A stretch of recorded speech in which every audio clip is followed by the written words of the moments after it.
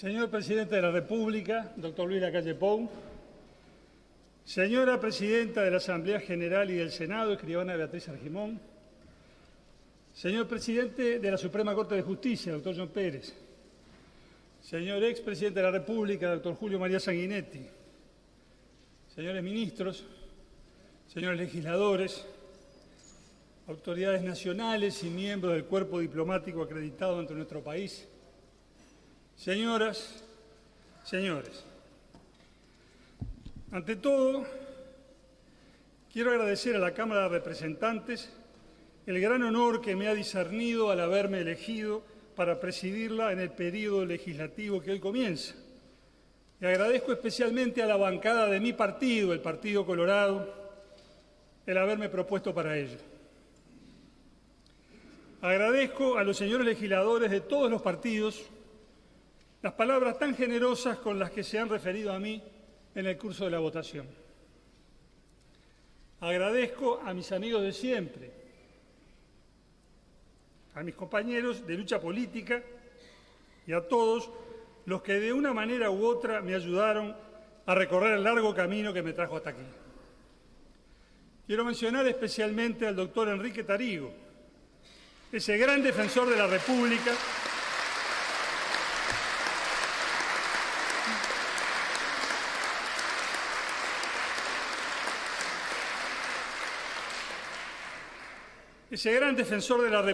a quien debo el haber ingresado a esta Cámara por primera vez el 15 de febrero de 1985.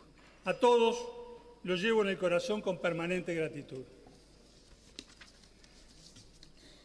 Agradezco a mi esposa Elena y a mis hijas Florencia y Victoria por mucho más de lo que corresponde que diga en un ámbito institucional como este y también por mucho más de lo que puedo decir sin que la emoción me impida continuar. Y agradezco a mis padres, ya fallecidos, cuyo cálido recuerdo me acompaña todos los días de mi vida. Permítame comenzar por algunas breves referencias personales. En 1966, yo tenía 10 años de edad. Ese año, usando todavía pantalón corto, entré por primera vez a la casa del Partido Colorado, de la mano de mi padre. Había elecciones nacionales y un plebiscito constitucional y mi padre, a quien debo, entre muchas otras cosas, mi educación política, quiso que yo viera un acto político partidario. El orador de fondo era el doctor Amílcar Vasconcellos, a la sazón consejero nacional de gobierno. Así empecé a ir a la casa del Partido Colorado y aún sigo haciéndolo. Confieso que no recuerdo lo que dijo ese día el doctor Vasconcellos. Supongo que ni siquiera lo entendí del todo. Pero a través de los años lo seguí escuchando con atención, comprensión y admiración crecientes. Recuerdo, sí, claramente lo que dijo en aquel febrero amargo de 1973. Por eso, en este día que, como ustedes comprenderán, es tan especial para mí, quiero rendir homenaje a la memoria de ese recio y valiente defensor de la República, que fue el gran referente político de mi adolescencia. En 1966 yo cursaba el 5º año escolar, iba a la escuela número 121 de práctica Doctor Evaristo Siganda, esa que sigue estando hoy como ayer en la calle Echeverría. En la escuela se hacían todos los años elecciones entre los alumnos de 5º y 6º año para elegir distintas comisiones. El proceso electoral era un verdadero cursillo de educación cívica. Con la guía de las maestras, los alumnos de 5º y 6º formaban una comisión electoral encargada de hacer el padrón de votantes, tomar la votación y practicar el escrutinio. Los candidatos pronunciaban discursos frente a sus compañeros en el salón de actos de la escuela y durante una semana hacíamos campaña electoral. Pues bien, ese año fui candidato a prosecretario de la Comisión de Ayuda Social de la escuela por la lista 5, resultando electo, la primera en casa. Puedo decir, pues, con propiedad que hace más de medio siglo que participo, de una manera o de otra, de acuerdo con mis posibilidades y según las circunstancias, en la vida política y cívica de mi país. Nunca he sido indiferente a lo público, a lo colectivo, a lo que ocurre en el seno de la sociedad que integro. he dedicado a la actividad política muchos de los mejores años de mi vida y mis mayores energías. Lo hice y lo sigo haciendo porque creo que prestarle una atención activa a los asuntos públicos es parte necesaria de una vida completa, porque creo profundamente en la necesidad y el valor de la política para darle orientación y sentido a la vida colectiva, porque creo que los partidos políticos son indispensables para la democracia y porque creo que la democracia, con todos sus vicios y defectos, es el mejor de los regímenes de gobierno conocidos y el único en el que podemos vivir con dignidad los uruguayos. Esto que estoy diciendo choca contra corrientes de opinión que circulan con cierta fuerza tanto en nuestro país como también con más fuerza todavía fuera de él. Muchos ciudadanos de las democracias occidentales proclaman a viva voz su descontento con la política, con los partidos, con los gobernantes y con la democracia misma. Por supuesto que también hay descontento entre los súbditos de los regímenes autoritarios, pero esos no pueden proclamarlo a viva voz so pena de terminar presos o muertos. Así que de lo que se habla y se discute es del malestar con la democracia. Como todos sabemos, esto no es nuevo. Empezó con la democracia misma. De la antigua Atenas nos llega no solamente la famosa oración fúnebre de Pericles, con su luminosa e imperecedera exaltación del régimen político de su ciudad, sino también las críticas y burlas a la democracia de Platón y de Aristófanes. Las ideas antidemocráticas forman parte de la tradición política occidental. En la actualidad, en nuestra región y también fuera de ella, vemos cómo se habla con desprecio y hasta con odio de la casta política, cómo desde las más altas investiduras se socava con mentiras y conductas desvergonzadas la confianza popular en las instituciones del Estado.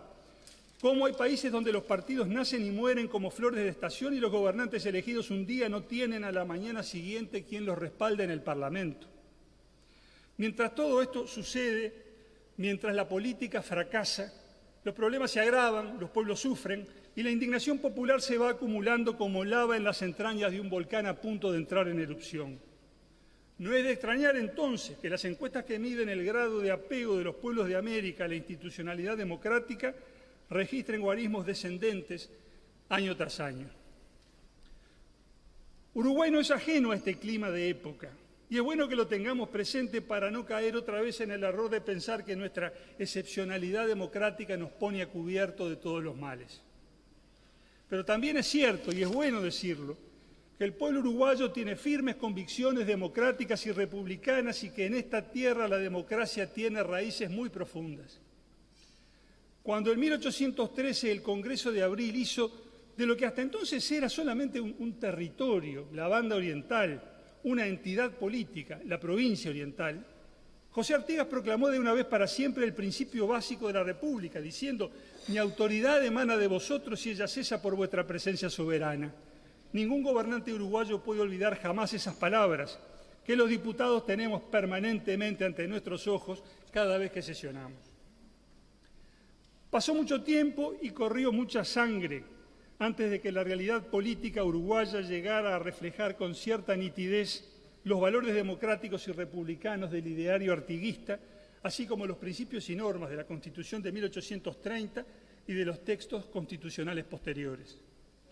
La marcha hacia la democracia y el Estado de Derecho fue larga y accidentada y supo de contratiempos y trágicos retrocesos. Pero para el pueblo uruguayo el norte de la brújula siempre fue el mismo, la democracia republicana. En los tiempos de la emancipación los orientales no alentaron las fantasías monárquicas que encandilaron a las élites de otros pueblos de América.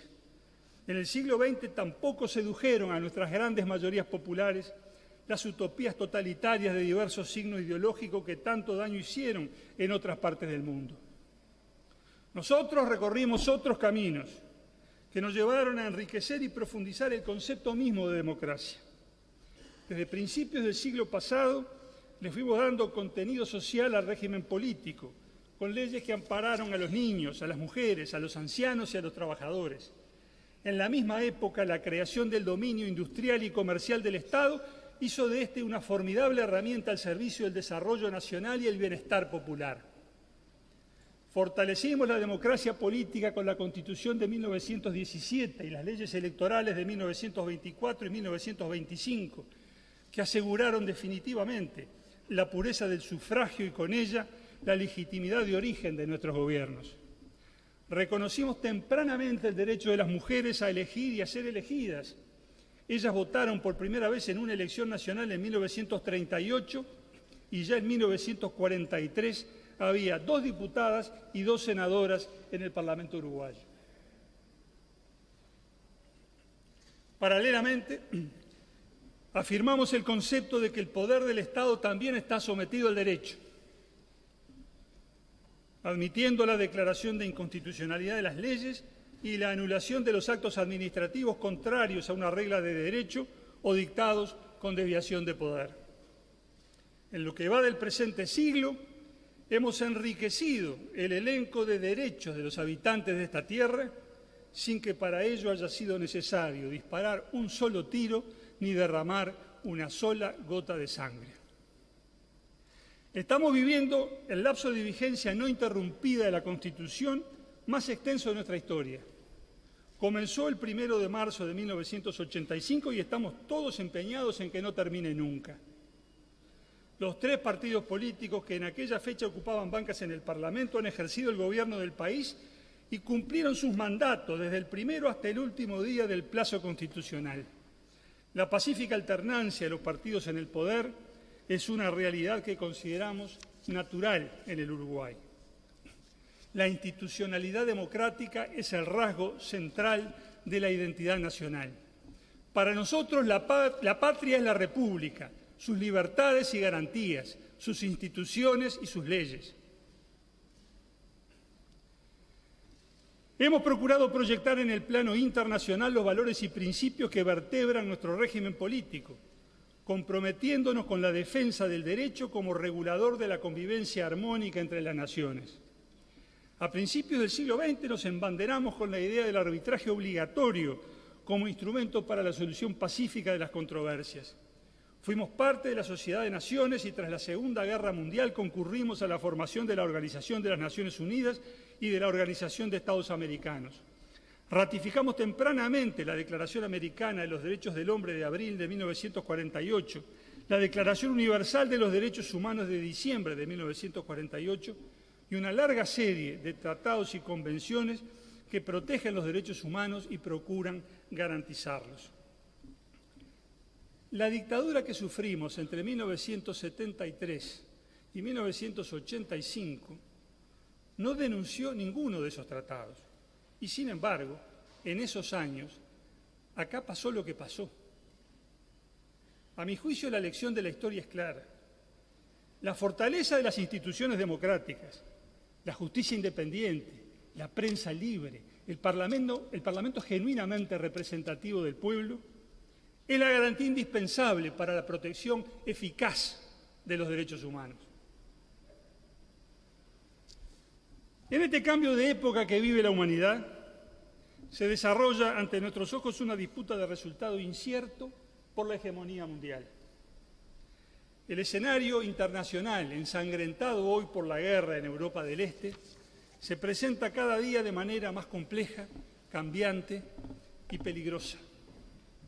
Mientras las superpotencias mueven sus piezas en el tablero de la política internacional, los avances de la ciencia y la tecnología producen desarrollos de las fuerzas productivas que dislocan espacios económicos, circuitos comerciales y equilibrios sociales. Desaparecen viejos empleos y surgen otros, pero nadie puede asegurar que los desplazados por las innovaciones vayan a ser también los que ocupen los nuevos empleos que ellas crean. Estos cambios generan inseguridad y angustia en quienes sienten que sus puestos de trabajo están amenazados, lo que se traduce luego en indignación con los sistemas políticos nacionales que no pueden controlar ni menos ordenar la situación global. Paralelamente, fenómenos como la pandemia que estamos sufriendo, el cambio climático y la contaminación ambiental aumentan la presión sobre los gobiernos, a los que se les exige cuidar la salud de sus pueblos, crear empleos y hacer crecer a la economía, pero también hacerlo sin dañar el ambiente, protegiendo el hábitat de seres humanos, plantas y animales, y reduciendo la emisión de los gases que están elevando peligrosamente la temperatura del planeta. Por si todo esto fuera poco, la invasión de Ucrania por Rusia vino a recordarnos que la guerra entre las naciones sigue siendo una trágica posibilidad. La inserción internacional de un país no es solo una cuestión de comercio y finanzas, sino también de geopolítica y seguridad. Ante este panorama, todo gobierno uruguayo, el actual y el que venga, sea del color que sea, tiene el deber de trabajar para que el país salga adelante adaptándose a las nuevas situaciones sin dejar de ser fiel a los valores y principios que configuran la identidad nacional. Para cualquier gobierno sería muy cómodo, quizás, dejarse llevar por la inercia histórica y seguir haciendo lo que se venía haciendo en los últimos lustros o en las últimas décadas, con el fin de evitar así las disputas que los cambios de rumbo traen consigo. Pero el asedio del cambio continuo no nos permite darnos ese lujo. Tenemos que tomar decisiones importantes, algunas de ellas pendientes desde hace tiempo, para mejorar la inserción internacional del país, para modernizar la educación que reciben nuestros niños y jóvenes, especialmente aquellos que nacen en los hogares más pobres de nuestra sociedad y no pueden acceder a otra educación que la que el Estado les ofrece, para impulsar el crecimiento de nuestra economía, generando así más y mejores empleos, para garantizar la sostenibilidad de nuestro sistema de seguridad social y para proteger el ambiente que dejaremos a las generaciones venideras. En estos y otros asuntos tenemos que lograr entre todos que la democracia dé frutos, resultados concretos que mejoren la vida de la gente.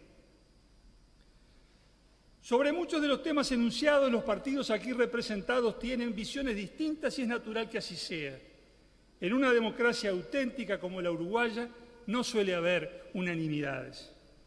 Por eso necesitamos un acuerdo básico, un acuerdo fundamental más importante que nuestras diferencias, que no puede ser otro que el respeto a la Constitución. Ese es el marco inquebrantable para procesar y resolver nuestras discrepancias. A los hechos me remito. En pocas semanas habrá de celebrarse un referéndum en el que la ciudadanía decidirá una larga controversia acerca de 135 artículos de la Ley de Urgente Consideración promulgada en el mes de julio del año 2020. Hemos discutido esos artículos y seguiremos haciéndolo hasta el 27 de marzo, pero ese día quedará resuelta la cuestión y al día siguiente, cualquiera haya sido el resultado, la vida seguirá y el país continuará su marcha. No estoy diciendo que sea indiferente un resultado u otro. Todos los que aquí estamos tenemos opiniones bien definidas al respecto. Lo que afirmo es que la democracia, así como admite todas las controversias, tiene procedimientos legítimos para resolverlas. Una vez resueltas las controversias por el soberano, mediante el procedimiento establecido por la Constitución, ya no cabe continuar la disputa política, empantanando al país en un debate sin fin. Lo que corresponde es acatar la decisión del soberano, sea cual sea,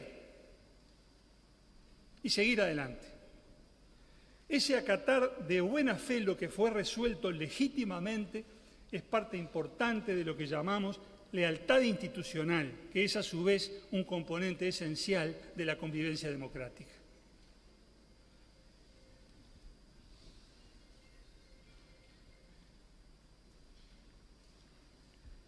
En la constelación de instituciones que configuran el régimen político uruguayo, la Cámara de Representantes ocupa un lugar central. Este es el cuerpo más ampliamente representativo del Estado uruguayo. En las 99 bancas de la Cámara tienen cabida prácticamente todas las corrientes de opinión que participan de la vida política del país. El presidente tiene solo un voto en 99, como cualquier otro diputado. Cuando la Cámara está en sesión, su función consiste en dirigir el debate sin participar de él. Gravamen pesadísimo, como todos comprendan, ¿no? Cumpliendo y haciendo cumplir el reglamento. Es obvio que ni siquiera esa tarea puede cumplirse sin la buena voluntad de todos los legisladores y la colaboración activa de los coordinadores de bancada de los partidos aquí representados. Desde ya, Les pido a todos que me ayuden para cumplir con el cometido que hoy me están confiando. En otro plano, el administrativo, el presidente es el ordenador primario de gastos de la unidad ejecutora Cámara de Representantes. Suya es la responsabilidad de preparar el proyecto de presupuesto de la propia Cámara, que debe someterse a la consideración de esta, así como la de adoptar las medidas necesarias para su ejecución. Trabajaré para cumplir esta parte de mi tarea de este año en el marco de parámetros bien claros. El primero de ellos será el cumplimiento cabal de la normativa vigente. Los diputados Martín Lema y Alfredo Frati concluyeron sus respectivas gestiones en la presidencia de la Cámara, habiéndose ajustado siempre a las disposiciones del Tribunal de Cuentas de la República. Me propongo seguir por ese camino. En segundo lugar, procuraré no apartarme tampoco del criterio general de prudencia en el gasto establecido por mis distinguidos predecesores. Si a través de las leyes de presupuesto y rendición de cuentas le imponemos esa prudencia al Estado uruguayo, en esta casa debemos dar el ejemplo.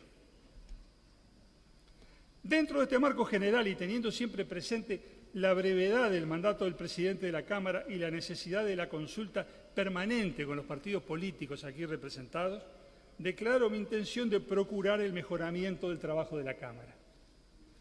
Ante todo, creo que es hora de que los ciudadanos que nos votan puedan saber fácil y rápidamente qué votamos nosotros aquí adentro.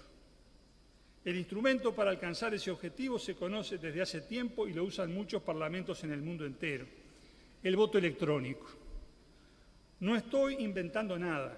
Sé que hubo intentos serios para incorporarlo al funcionamiento de la Cámara, como lo demuestra el hecho de que el reglamento ya prevea la posibilidad de su aplicación. Por distintas razones esos intentos no llegaron a buen fin. Renovaremos el empeño por concretar esa aspiración de darle mayor transparencia a la actividad parlamentaria, estando naturalmente a lo que la Cámara finalmente resuelva. Es práctica corriente que las comisiones de la Cámara reciban asesoramientos técnicos para el estudio de los proyectos de ley sometidos a su consideración. Lo que no suele suceder, en cambio, es que luego de un tiempo prudencial de aplicación de las leyes que sancionamos, contemos con evaluaciones técnicas, objetivas y rigurosas de los efectos producidos por esas leyes, de manera de poder cotejar los resultados buscados con los efectivamente alcanzados y poder adoptar así las rectificaciones o mejoras que la experiencia recomiende. Procuraremos que la Cámara se dé las herramientas necesarias para encargar esas evaluaciones técnicas de la aplicación de aquellas leyes cuya importancia justifique esa labor. Será el acuerdo de los partidos políticos aquí representados, naturalmente, el que seleccione los temas a estudiar. Finalmente, quiero reiterar hoy la expresión de una preocupación que he manifestado muchas veces en las sesiones de la Cámara y en las de mi querida Comisión de Constitución y Códigos: la preocupación por la corrección del lenguaje de la ley. Reconozcamos, con la humildad que nos impone la evidencia, que solemos incurrir en errores gramaticales y de sintaxis, para no hablar de la calidad de la redacción de los textos que votamos. El apartamiento de las reglas del idioma puede generar dificultades en la interpretación de la ley. Debemos tratar de evitar esas dificultades haciendo bien nuestro trabajo y utilizando el lenguaje adecuado para expresar correctamente la voluntad política del cuerpo. Propondremos oportunamente a la Cámara la adopción de las medidas necesarias para atender esta cuestión. No quiero terminar estas palabras sin referirme a los funcionarios de la Cámara, a todos ellos, desde los secretarios y prosecretarios hasta los jóvenes recién ingresados en el último grado de sus respectivos escalafones. Tengo bien claro que así como los presidentes pasan, los funcionarios quedan, y que sin su concurso leal y diligente será muy difícil que las cosas salgan bien. Sé también que la Cámara cuenta con personal jerárquico de vasta experiencia, que conoce en profundidad y al detalle todos los aspectos del funcionamiento de esta casa. Cuento con él, cuento con ustedes, señores funcionarios, para que me asistan en el cumplimiento de mis tareas. Con el trabajo y la buena voluntad de todos, la Cámara de Representantes debe renovar este año el esfuerzo permanente por estar a la altura de lo que el país espera de ella. No se espera, creo yo, que nos pongamos de acuerdo en todos los temas, pero sí que los estudiemos seriamente y que los discutamos con altura, respetándonos mutuamente y demostrando a sí mismo, por la calidad de la argumentación empleada, que respetamos a los ciudadanos que nos escuchan. Así serviremos a la República y cumpliremos nuestro deber. De nuevo, muchas gracias a todos.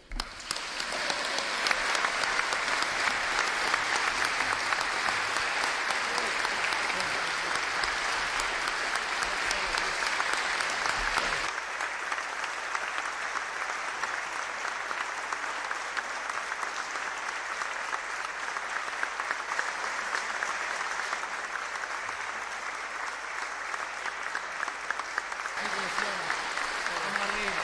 Sí, sacate. Seguimos.